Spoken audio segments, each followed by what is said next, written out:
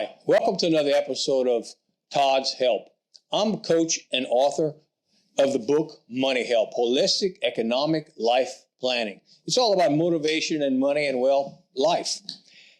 Today, I'm going to continue with the series of B.I.G. If you recall in the previous episodes, B.I.G is the acronym for the 6 financial institutions, or I like to call them the tribe, that's trying to get more of your hard-earned money. Banks, insurance companies, government, Wall Street, which I talked about last time.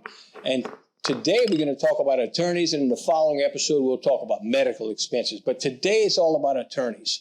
Now, attorneys are very, very necessary. And some of my best friends are attorneys. They've helped us in setting up corporate structures. They've helped our business in protecting our assets and so forth. But we're going to talk about the other side of it, okay?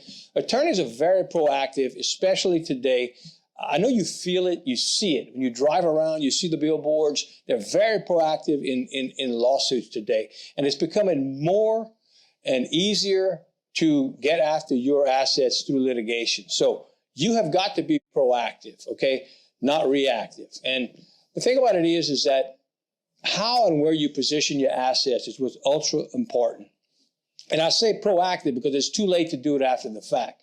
There are assets out there, asset classes, that can protect your money from lawsuit, bankruptcy, and creditors in most states, okay? And the thing about it is that I'm going to share a story with you. I had someone who has a teenage driver, and they were involved in an accident, and they had liability, because that's the first thing you think, well, I have liability, right? I have an umbrella. It could be $1 million of protection, $2 million, but there is no cap on the amount of the lawsuit could be. And in this particular case, this went above their particular automobile liability limits, this accident.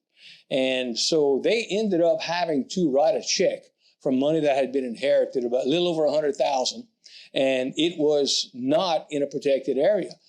Had they been proactive, had they worked with the team like the team that I use, capital planning team, they would have understood and they would have had that money in a position where it was protected from lawsuit, bankruptcy, creditors.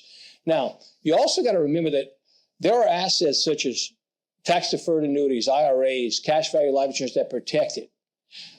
But some of those assets, you have to think about how you get the money out. When you get the money out, is it called income? Because if it is, it could be garnished.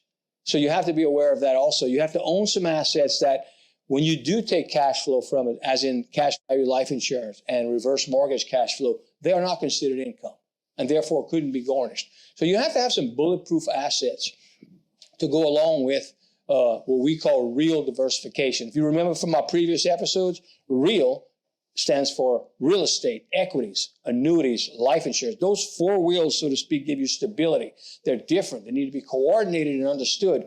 Most financial planners don't understand all of those, and more importantly, they do not understand how they work together in harmony and to be integrated. That's where it takes that team that we talk about all the time, that capital planning team that I've built and teach and continue to teach for the people around the country that we work with. If you like anything and everything that you've heard today, you know, do all the normal things you do on YouTube, subscribe. You can reach out to us on our email, help@capitalplanningteam.com. Send us your contact information. Some of our team will get with you and on an introductory visit and kind of see what direction you want to go. You'll get a copy of my book, which you could get on Amazon, but you get it free when you talk to a member of our team. And we look forward to working with you. I'm going to leave you with the prayer for today, as always and every day, is that at least one person gets one thing from what I talked about today, and then I believe it'll be worth it, the time we spend together. We want to have more conversations, less presentations. I'll leave you with Philippians 4:13. I can do all things through Christ who strengthens me.